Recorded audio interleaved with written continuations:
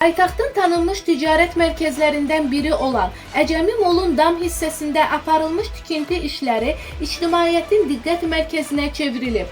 Vətəndaşların sözlərinə görə bir müddətdir davam edən tikinti işləri artıq başa çatıb və binanın üzərində əlavə tikili inşa olunub. Məsələ ilə bağlı redaksiyamıza daxil olan müraciətlərdə həmin tikintinin hansı hüquqi əsaslarla aparıldığı, layihənin müvafiq dövlət qurumları tərəfindən təsdiqlənib-təsdiqlənmədiyi və tikinti üçün tələb olunan icazələrin olub-olmaması ilə bağlı suallar səsləndirilir. Redaksiyamızın əldə etdiyi video və görüntülərdə binanın dam hissəsində əlavə tikili olduğu müşahidə edilir. Bununla belə həmin tikintinin qanunvericiliyin tələblərinə uyğun şəkildə həyata keçirilib-keçirilmədiyini müəyyən etmək səlahiyyəti yalnız aidiyyatı dövlət qurumlarına məxsusdur.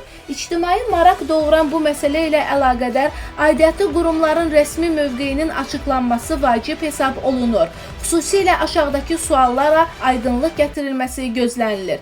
Tikinti işləri üçün qanunvericiliyə uyğun icazə verilibmi?